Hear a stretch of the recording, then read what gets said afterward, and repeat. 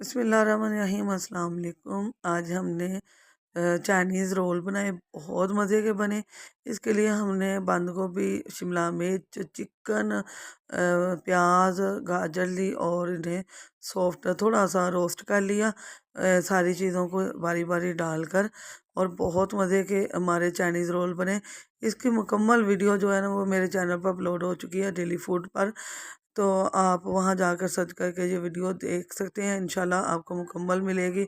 इसमें हमने सॉस भी डाले, काली मिर्च डाली, नमक डाले और बहुत ही मज़े के यकीन माने बहुत ही मज़े के चटपटे से बने और बॉयल किया हुआ चिकन भी डाला इसमें।